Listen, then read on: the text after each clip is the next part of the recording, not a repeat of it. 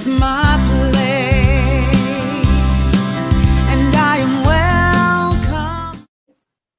I'm talking about choices, the choices that we make. Just think about all the choices you make every day. How many do you make before you even get out of bed?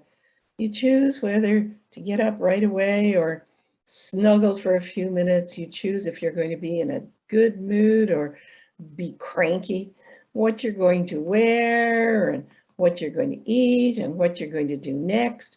And then you go on to make hundreds of choices throughout the day. Some of them you don't even think about. Some of them are habit. Mostly some are just automatic. Mostly they're by default. But suppose you made them all intentionally, examining whether it's God's will or your ego will, and then going from there, because that's really what the power of will is all about, making decisions and then acting on them. So before we go any further, I want to talk to you about God's will. See, I've got it written in scary writing because people ask you, like, what's God's will for me? What is God's will for my life? That's a song that Valerie was just singing. This question is kind of interesting because it comes from a belief that God has a specific plan for our life, a kind of divine plan or predetermination, and we have to find out what it is. Some people spend their entire lives trying to find out what it is, and they're afraid to make any decision about anything in case it's not God's will. Where does this belief come from? Well, Reverend Paul Hasselback, who's going to be next week's speaker, says that this belief comes from the no, he's not going to be next week's speaker. He's he's going to be speaking in White Rock next Sunday. But he says that this belief comes from the religious practices that some people were raised in. They've been taught that God is separate from them, an anthropomorphic God, which is a big worry of saying that, you know how it says in the Bible that God made us in God's image. Well, the anthropomorphic of it is that we turn around and make God in our image, kind of like a human-like super being that micromanages our lives the way we try to micromanage our own lives. Paul says that in actuality, the will of God is non-specific for any of us. The divine plan, God's will, is for each of us to allow God to express the maximum amount of goodness, godness, and Christ consciousness we can at our present level of awareness. You know, sometimes I like to picture God as being like a serene mother sending her kids out to play. She doesn't care if they play hopscotch or tag or hide and seek. She just wants them to play nicely with each other and have fun. In other words, God doesn't decide what's best for us. We do. So when we ask ourselves, is it God's will or my will? We're asking ourselves, am I making this decision from my Christ consciousness, my highest consciousness, or from my ego, my limiting myself? Am I using my power of will from its highest level? This year, as we've been telling you, all year, we've been using one of the 12 powers as the monthly theme. This is what we've been talking about these past months. Every speaker has been speaking on a particular power. Some of you may not been here for those particular talks, but many of you have been and are familiar with these innate abilities from God. And there's still 4 left starting next month with divine order, 1 each for the remaining 4 months of the year. But the interesting thing is how these powers, although we've talked about them individually, are all linked together, especially the power of will. So Paul made a chart showing how the power of will influences each of the other 11 abilities as it makes executive mind decisions. So I'm going to share that chart with you right now. So when we link the power of will, and here's the 12 powers listed. So we're going to see how linking the power of will with each with each power, it's kind of confusing, influences it. So when we link the power of will with faith, will decides what we believe. When we link it with strength, will decides when, where, and for what we go forward.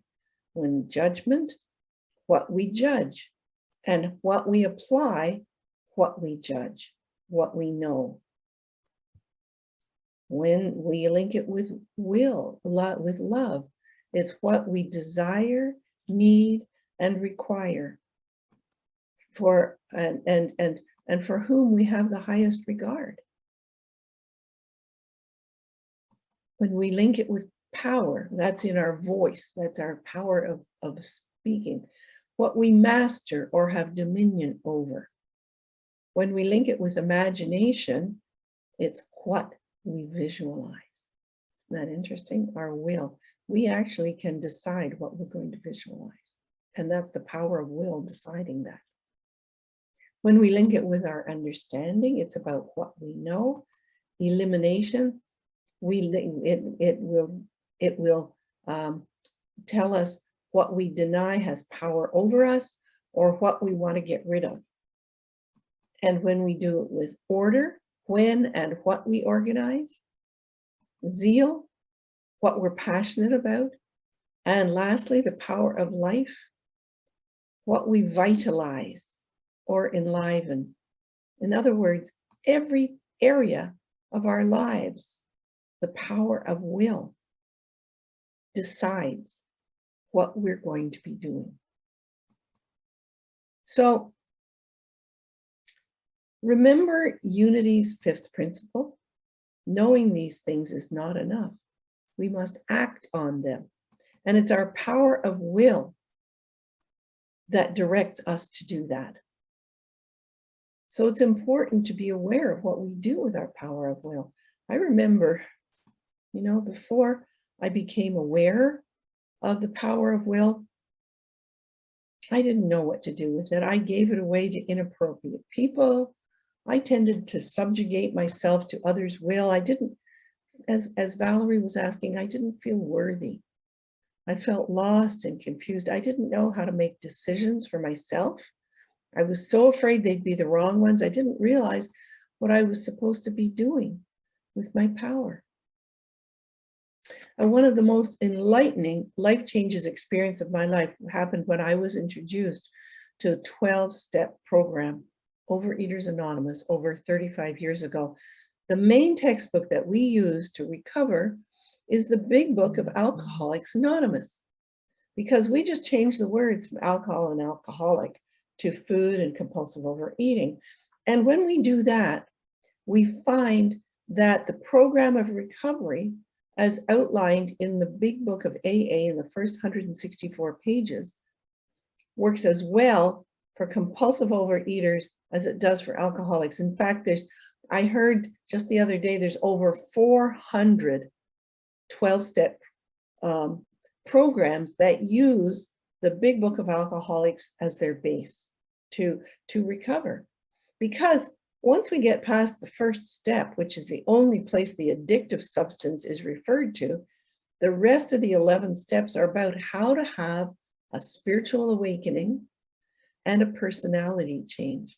Now, the part that pertains to our power of will is step 3, which says we made a decision to turn our life and our will over to God as we understood God. This is absolutely the biggest part of the program, making this decision. I want to read to you from the big book because it describes what we're like when we're not living our life by God's will. It says here, most people try to live by self-propulsion. In other words, our own will, our ego will. Each person is like an actor who wants to run the whole show, is forever trying to arrange the lights, the ballet, the scenery, and the rest of the players in his own way. This is what I did for so many years. We're playing God. We think we're the director. We aren't even hired as the director or the producer. We've been hired as an actor. Hello, we are supposed to be reading our script. But so, if only my arrangements would stay put, if only people would do as I wished, the show would be great. Everybody, including me, would be pleased. Life would be wonderful. Now, in trying to make these arrangements, I was sometimes quite virtuous. I could be kind and considerate and patient and generous, even modest and self-sacrificing. Of course, I had an agenda why I was doing that. On the other hand, if that didn't work, I could be mean and egotistical and nasty and selfish and dishonest. Quite most of the time I was like a varied traits, a combination of these. But what usually happens? The show doesn't come off very well. People don't want to do what I want them to do. They won't read my script. I begin to think life doesn't treat me right. I decide to exert myself even more, and on the next occasion, I become even more demanding or more gracious. Oh my goodness, martyrdom had nothing on me. I tell you, still the victim, and it doesn't suit me. And, I might say, well, of course I'm at fault, but it's their caused it. It's their fault. The other people are more to blame. And so it says, what is my basic trouble? Am I not really a self-seeker, even when trying to be kind? Am I not a victim of the delusion that I can wrest satisfaction and happiness out of this world if only I manage everybody well? Is it not evident to all the players that these are the things I want? Like, what is wrong with everybody? They keep trying to hand me their scripts. And to heck with them, my script is much better. It's the right one, the one that everybody should be following. And do not my actions make each of them wish to retaliate, snatching all they can get out of the show. Am I not, even in my best moments, a producer of confusion rather than harmony? It's because I'm so self-centered. And it's called, it says, this is the root of all my problems, driven by 100 forms of fear. Self-delusion, self-seeking, self-pity. I step on the toes of my fellows and they retaliate, and then I'm hurt. Well, look what they did to me. It's like self will run riot. Self will run riot. Whoops, sorry. Oh, you probably didn't affect you. Talk about the wrong use of the power of will. I've certainly had times when I would describe my behavior as exactly that. Hopefully I've mellowed a bit over the years, but I have to catch myself all the time, being consciously aware of trying to write scripts for everybody else and trying to get them to use them. So the crux of the matter is, how can we develop our faculty of will so we're allowing God to express as us? So we can experience health and happiness and joy and peace, harmony, prosperity, all the other good we can't even imagine. How can we do that? Well, one Unity minister, Winifred Hausman, laid out the process in 7 simple steps. This is the same process that Wendy shared with us a few weeks ago when she told us how the Fillmores developed and used their power of will to form unity. But today, I'm going to use Reverend Winnie's process to describe how to develop our power of will personally. Now, the first step. So this is 7 steps to our faculty of will. The first step is one of the difficultest. This is like letting go of your script. Self-will or willfulness must be replaced with willingness. The willingness to learn, to change, to stop resisting, to allow God's will to be done through us. In other words, stop trying to be the director, handing everyone their scripts, release old habits and behaviors, or if you've been taking scripts from every director in your life and trying to do them all, stop. Just take a stand, do your own thinking, make your own choices, maybe even choose a whole new lifestyle, which is what happened to me after I discovered unity, isn't it? Quite interesting. As Winnie says, whether we have in the past exercised a strong personal will or allowed ourselves to be dominated by others, we must be willing to learn God's will now, God's way. Just the willingness to learn how to do it. That's the first step. Because at first you're going to say, well, I don't need to do that. Everything's going fine. Everything's just fine, thank you. Well, you know what fine stands for, don't you? What is it? I can't even remember what oh yes, you're feeling kind of yes. Well, we won't go the first. Insecure, neurotic, and emotional. Yes, we're full of feelings.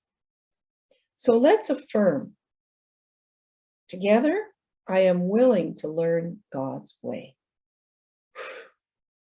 That's huge. Next, step 2, resolve.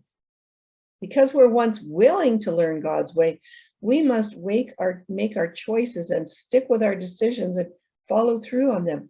This is when we call on our power of strength to help big time. These 2 steps are probably the hardest because of the changes needed to be able to carry through. This is when we can keep repeating, God's will, not my will, be done. Do you ever say that? Yeah, it's difficult, but this is what we have to do if we want to live a happy and peaceful life. Let's affirm together, I will to will the will of God. Say it. I will to will the will of God. All right, step 3, training. Aha. Just because you've decided to it, as we say in the 5th principle, you've got to do it. And the will must be re-educated into right thinking, it, taking it away from the ego and putting it under the control of our higher self, our higher power, taught to make right decisions and to work under the direction of our growing spiritual understanding, another one of our powers working together. Can you see how it's really impossible to develop this faculty without calling on all the others? And the reverse is true as well. As this faculty is developed, it will train the other ones too, awakening them to the divine potential, your power of faith and order and elimination, watching thoughts and feelings and supervising what choices we make. So let's affirm, I invest my resources of mind and body in a program of spiritual training.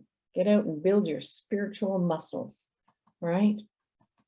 And be taught to make right decisions, to work under the direction of our growing spiritual understanding. Let's affirm, I invest my resources of mind and body in a program of spiritual training. Actually, we never graduate from this step of training. You know, this is called the steps, but they're not kind of like, okay, I've done that step, now I go up to the second step. They're more like phases, because we have to keep going back to the beginning and keep doing each time. We need to kind of get the whole thing together. So we never really graduate from this step of training, even though we go on further to step 4, which is obedience. Well, when I saw that word in Winnie's book, I thought, I don't know about that. I don't like that word. I certainly had it removed from my marriage vows on both occasions. But we're not talking about obedience to a person here. We're talking about being responsive to our inner voice. As Charles Fillmore described obedience in the 12 powers of man, he called it a letting go of pride, of ignorance, of selfishness, ambition, and the 1,001 dense ideas that make the soul opaque to the line of spirit. Isn't that intriguing? Opaque to the line of spirit, to the eye of spirit. It reminds me of when I had my cataract surgery. My eye was opaque to the actual beauty of the world. It was so interesting. When my cataracts were growing, they come on so slowly that you don't really realize what's happening. Well, because when I realized it was because I had my left eye done 1 week, and the next week I had the right eye done. And when I had the left eye done, I was flabbergasted. I could not believe the colors, the contours, the brightness that I had been missing and was still there. I kept going around going like this and looking at the colors and then looking with this eye and seeing how dull it all was, how it was all green with this eye. It was kind of like, people were wondering, what am I doing? I'm walking around. I was even doing it while I was driving, which may not have been a good idea, but it was really interesting. But the whole point is, that's what obedience is about. It's letting go and seeing what we are going to get that clarity. So we do the best we can at this step, knowing that as we keep trying, we'll open the way to realms of spiritual understanding. So let's affirm, in the light of God, I faithfully follow the best I know. That's all we can do. We'll never be perfect. That's not a question. It's faith, the best. How can we best do it? All right, step 5, self-governing. So if we've released willfulness, started making decisions and acting on them from the highest consciousness we have, we're ready to exercise our faculty of will. This is what Charles called the executive power of the mind, the one that gets the corner office, with the windows, the executive. At this point, this is like the president of the board. Now, your Christ consciousness is still the overall chair, but we're like the president of the board. And we're no longer trying to force our will on others. At least be more aware of it when things are not going well and we're wondering why not. And we realize, oh, yeah, trying to get them to follow my script. Because our will is now governed by our Christ consciousness, and it carries out orders from headquarters, which is connected to universal mind. So even if we seem to make a wrong decision, because we're in touch with our higher power at all times, we'll find that something better has resulted. Maybe not right away, but looking back, days, months, or even years. Can you see things that happened at a time that you thought was an absolute disaster? And yet, if it hadn't happened, then this wouldn't have happened, and that wouldn't have happened, and you wouldn't have grown and gotten stronger. So interesting how blessed we have been. Something better has resulted. So let's affirm, God works in me to will and to do that which it would have me do, and God cannot fail. But this isn't the last step. There's 2 more. The next one is surrender.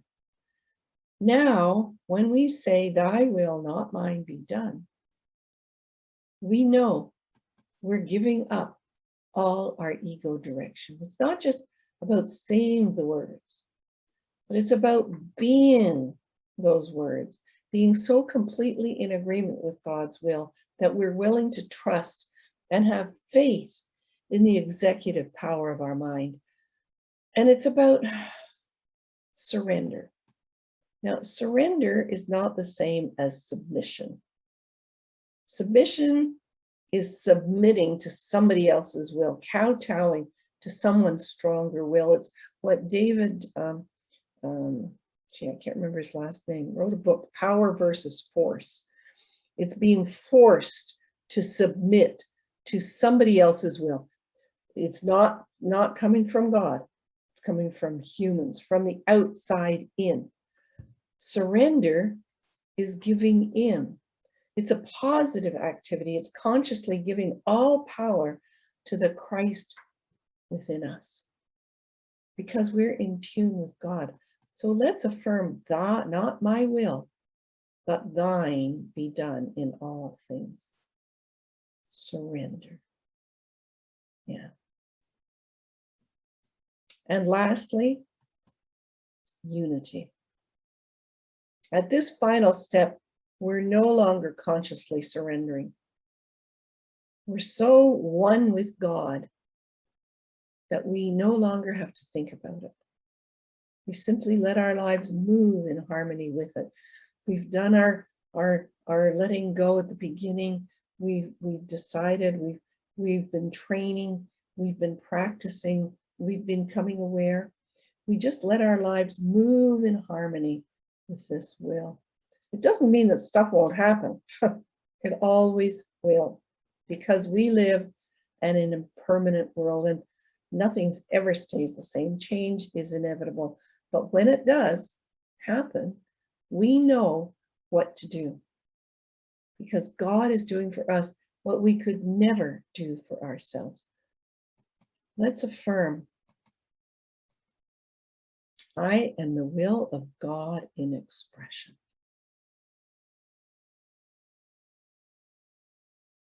We are one with God.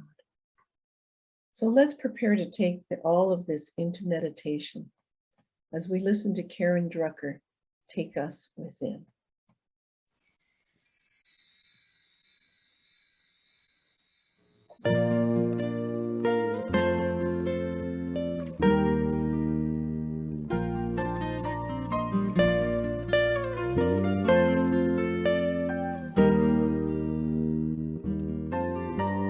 I am the infinite presence. I am the one in all. I am the truth in beauty, the answer to spirit's call. I am the one within, ever present, ever near. I am the one you see, whispering softly in your ear. Within your heart there is a door. Step through into the light. The arms of love await you. With these golden wings, take flight. I am the infinite presence. I am the one in all. I am the truth in beauty, the answer to spirit's call. I am the one within, ever present, ever near. I am the one you see, whispering softly in your ear. Within your heart there is a door. Step through into the light. The arms of love await you. With these golden wings, take flight.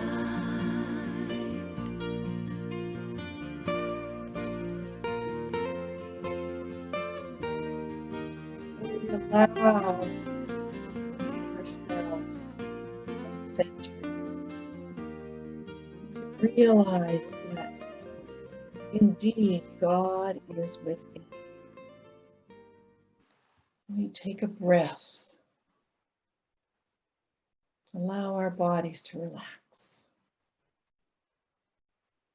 center our attention in our hearts. Breathe into our hearts. And remember what we have affirmed in our heads. Allow these words to sink into our heart. I am willing to learn God's way.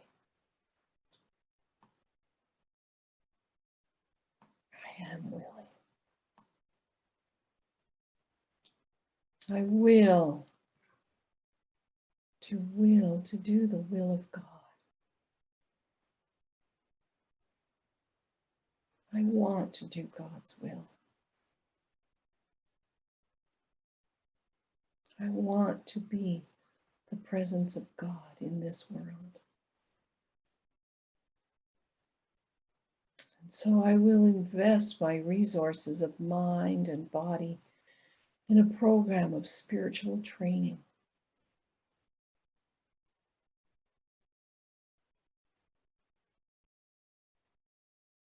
In the light of God, I faithfully follow the best I know.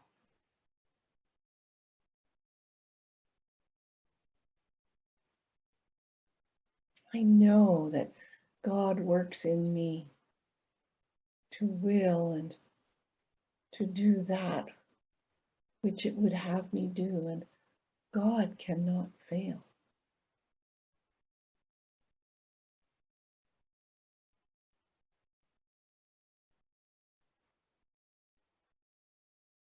I affirm not my will, but thine be done in all things.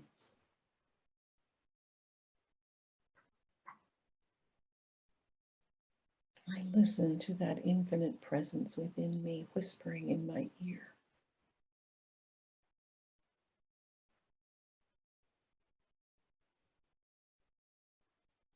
You are my blessed child. Surrender to my love.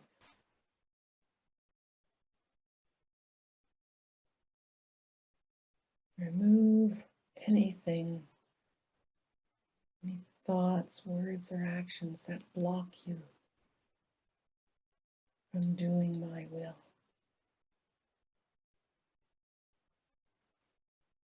From being the will of God in expression.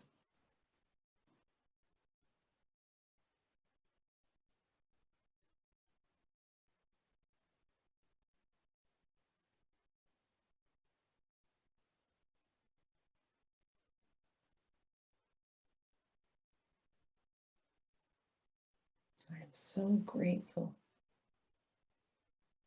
for the teachers who have come before us, who share their wisdom and learning with all of us, so that we may expand our conscious living and be the will of God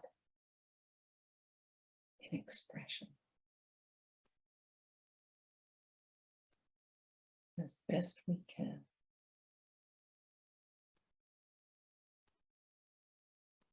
And now, let us return to this time and place as we listen to Karen sing us out of meditation.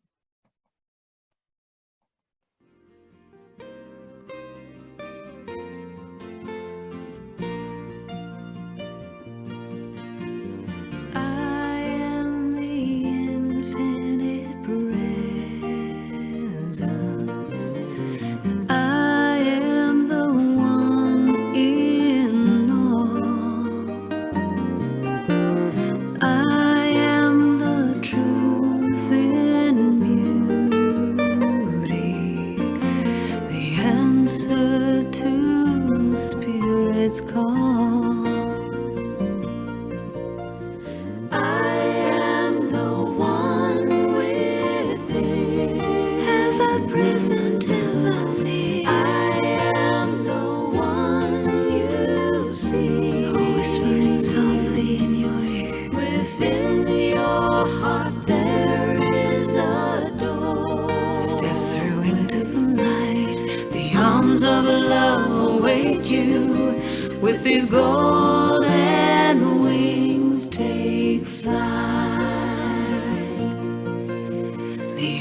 arms of love await you. With these golden wings, take flight. The arms of love await you. With these golden wings, take flight.